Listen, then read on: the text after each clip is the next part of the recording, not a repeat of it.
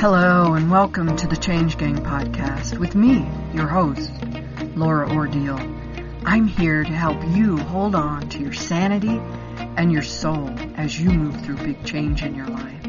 I'm here to guide you, inform you, and hopefully help you to triumph over trauma and the long list of symptoms that come along with it. This podcast series is to bring knowledge, share stories, and open up conversation around hope for those of you that suffer with the difficulties that present themselves in your life from diagnosed or undiagnosed trauma.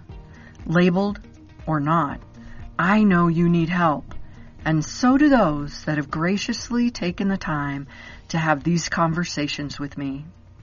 So let's get to it. All right, welcome to the Week Change Gang. I'm happy you're here with me today. I have Brad Mewhort with me today, and he is a hypnotherapist and more. And so we're going to talk to him about some of the things that he's experienced in life and the road that has led him down in helping others as well. Thanks for being here, Brad. I appreciate it. Thank you for having me here, Laura. Yeah, you're also an author. I didn't mention that, but you've written a book as well. So congratulations on that. That's pretty exciting. All right. Thank you. We're going to just dive in a little bit. You have had, I don't know how much you want to share, what you want to share, and it's all up to you, but you've had some experiences in your life that were not super fun. They were actually pretty traumatic. And some of that brought you to your own healing and then kind of on the road to doing what you're doing. Do you want to start and share a little bit about that? Sure. What you're referring to, I would say the start of that story was when I was in my early adolescence. And I was being bullied quite severely. I was being bullied by a group of boys at school. It was getting quite serious in a sense. There were instances in which I wasn't sure my body was going to be intact at the end of what was happening, if I would ever be the same again. And for a while, there really didn't seem to be any solution to it. I didn't get very much support from the administration of the school or anything else. My parents were very concerned about it, but really didn't know what to do themselves. And for better and worse, I'm going to say, what finally at least dramatically lessened the severity of what was going on was that I learned to fight back. I learned to be violent myself. Yeah.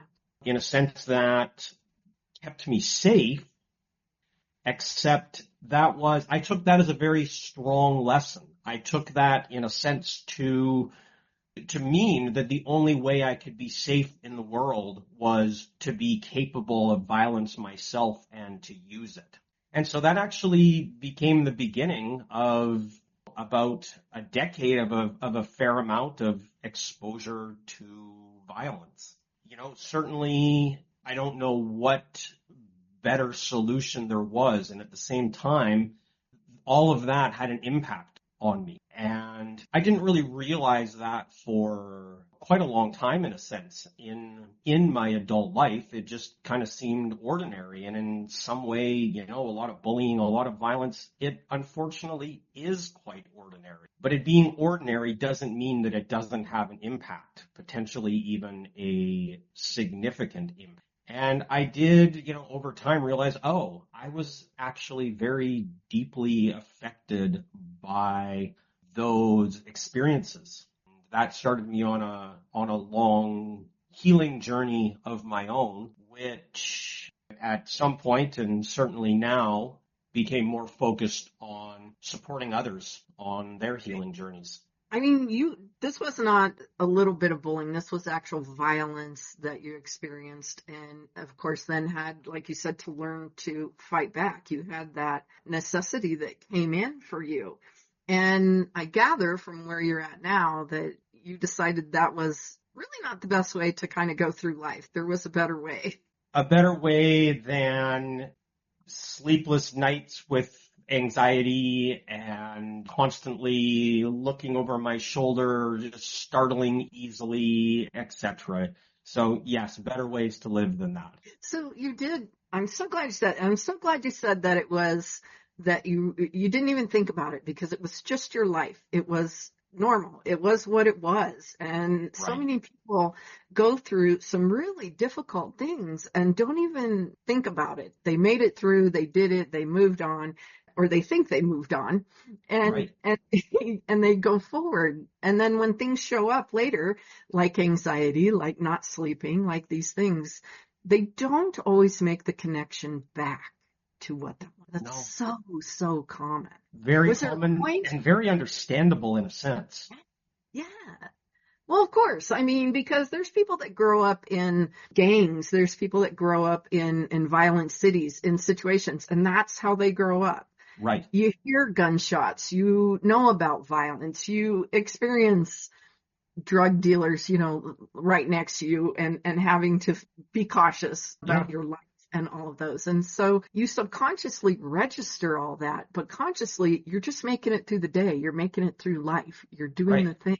Right. And so what was there a moment of realization for you? I'm curious, or if it was kind of a seeping in of something that really changed for you and said, okay, I need to do something about this. Was there a moment, or was it kind of a thing that happened along the way?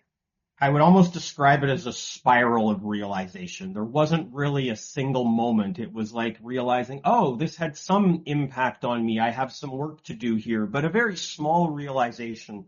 And then as I did that, realizing, oh, this goes even deeper. Oh, this goes even further. Oh, there's even more here.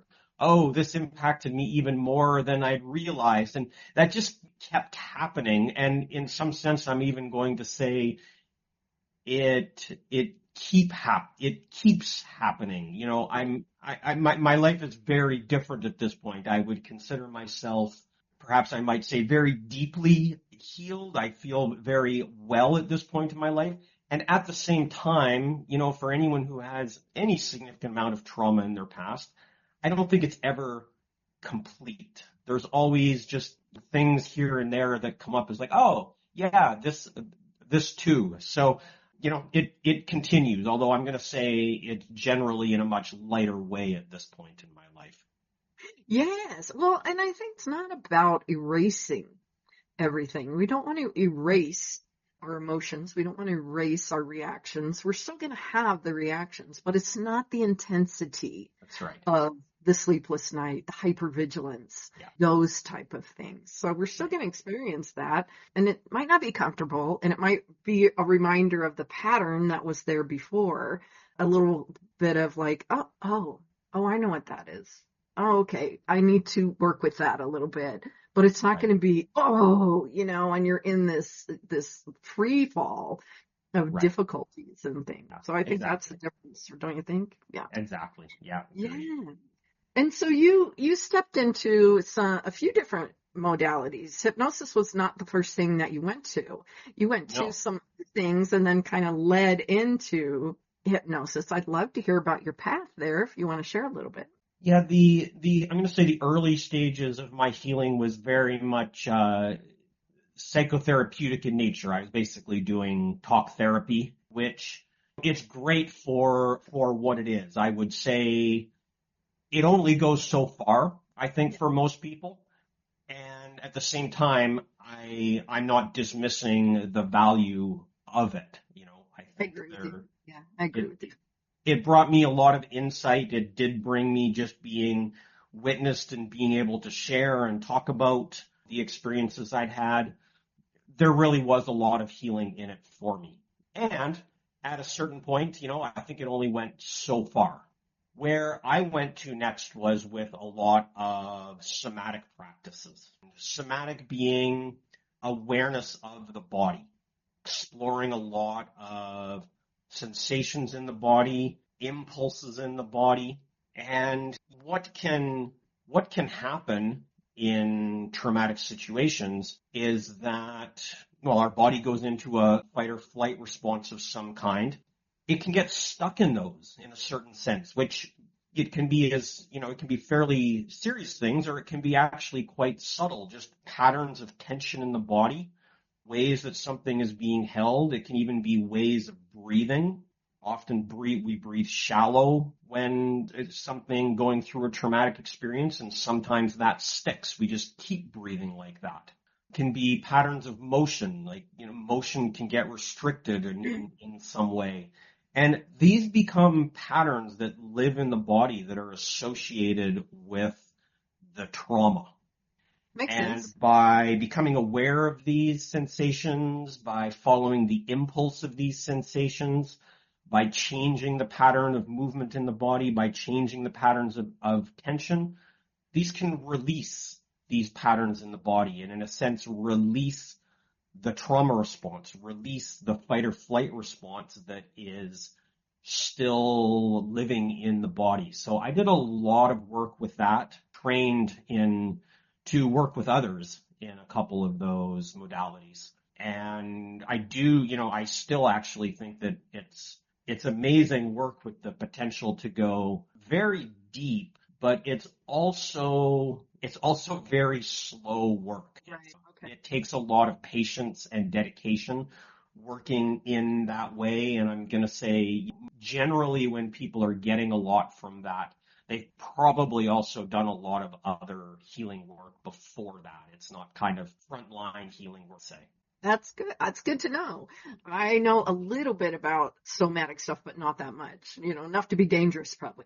But, but, talking about, I think that's one of those things in that awareness spiral that you kind of talk about, where that comes into your awareness, but then the next thing kind of comes in and Right. and it leads you to the next part. So you eventually came to hypnosis. Did Yes. you try hypnosis yourself, or did you just lean into it and start to learn about it and decided that was the way to go?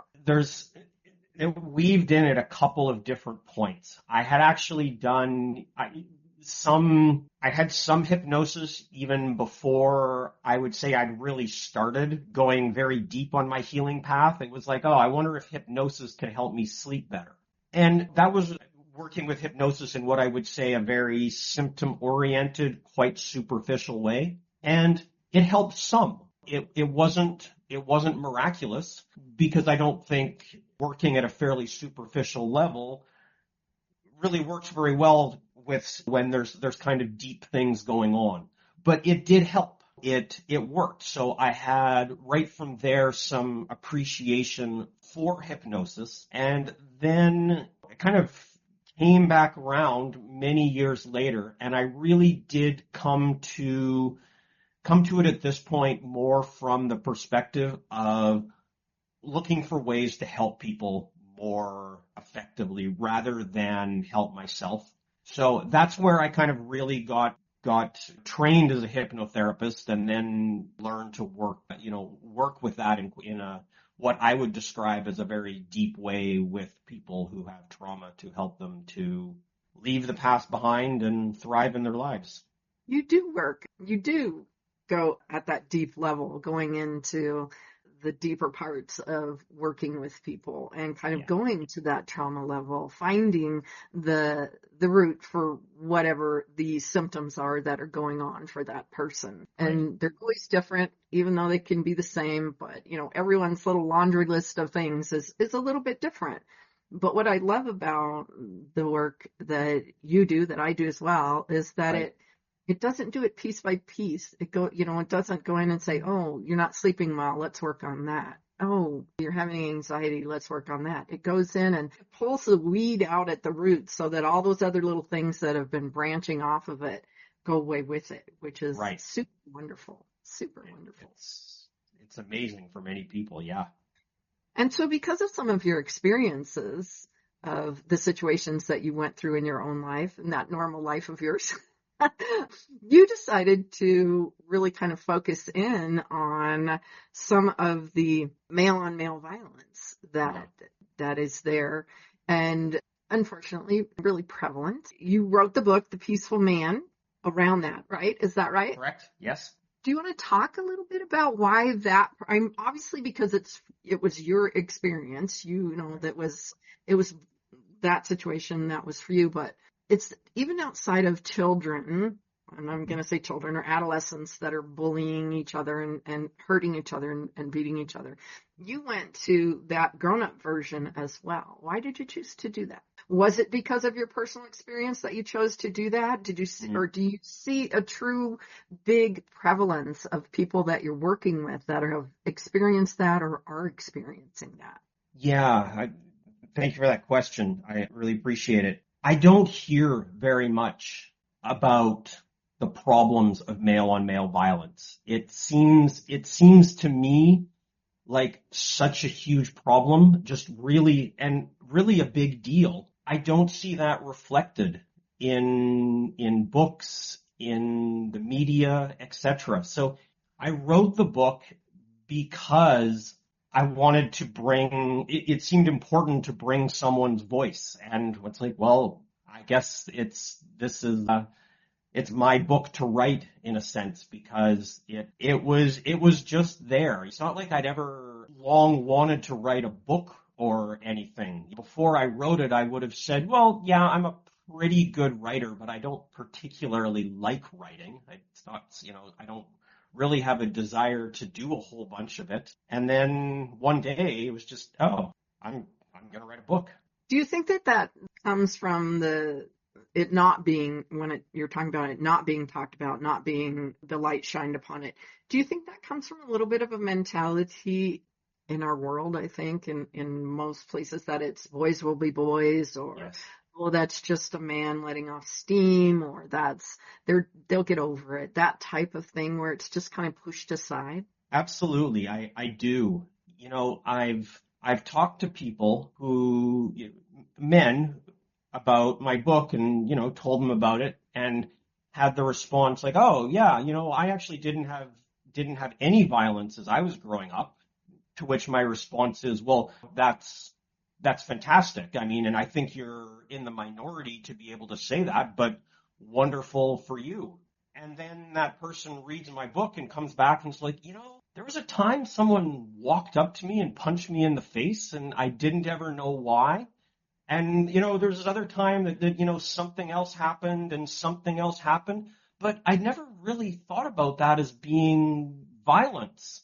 And I think that's very common. These things are just so ordinary that they don't even get people's attention as being something that, even if relatively mild, could have left some trauma in their wake, that at the very least was sent some kind of message into their body of a lack of safety. And certainly, yes, there's the boys will be boys. And I think it even goes further than that. We think about, I would say that violence, male-on-male violence, is glorified. We think about heroes, fictional or real. Even the good guys are almost invariably very capable of violence. And in fact, they're heroes because they use their violence against the bad guy. Right. But nonetheless, that is the glorification of violence. We see it through fiction, but then even real life heroes. I think this really sends strong messages to boys and men that their worth, their reason for being in the world almost is related to violence. I think that's, well, first of all, tragic for the lives of boys and men. But then in addition to that, going even further than that, I think that leads to a lot of larger problems in the world. What does a boy learn when his body is not respected, his boundaries are violated, and authorities do nothing to protect him, to say that this isn't acceptable? I think, certainly not all boys and men who are victims of violence go on to be violent themselves. Absolutely not at all. But I strongly believe that there aren't many boys and men who become violent with others who have not, first of all, experienced being the victims of violence themselves. So for those boys and men who do, then go, turn around and become violent with others themselves, I would say in a sense they're doing that because they learned that bodies and boundaries do not need to be respected. And certainly they may turn around and commit male-on-male violence, but it may also be violence against a woman, a child, an animal, an ecosystem. These are the additional problems that I see. Why I see male-on-male violence as being not just a problem for boys and men, which in a sense I would say is sufficient for it to be a big problem. But I think it also causes other problems that the light isn't often turned back towards male-on-male violence to see that as a root cause. I agree with that. I mean, I think boys, even still today, are taught you got to be tough up, buck it Absolutely. up, do the thing, and it does almost teach a form of disrespect in terms of what's going on with whoever around them, whether it is a girl, a boy, an animal. They might be taught to do something there. All the little boys playing and being mean to something because that's just what they think they're supposed to do. And that does come from the learnings that they're either taught that respect or they're not. And that's unfortunately the way that it kind of flows down. I know, I have a little tiny grandson right now, and we're teaching him a lot about respect for even the bugs. And you leave that bug alone, let it go do its thing. You stay away from this one, or you shoo that one away, or whatever it is. And through that respect for those little tiny parts of our world, you can build bigger foundations, I think. Absolutely. Yes. I believe that preventing male-on-male violence has the potential to create a more peaceful world in general for everybody. And so in the hypnosis that you do and the work that you do, obviously dealing with some of the traumas that can cause some of that anger, frustration, anxiety, some of those things that do ultimately lead to, unfortunately, violence in some way, whether it's violence against yourself, violence against someone else, whatever that is. Are you finding that in working with that it really is? I mean, first of all, I have to go back for just a second and say I love that person had that realization after reading your book, saying, oh no, there was no violence. And then they read it and go, oh, I do kind of remember getting punched in the face.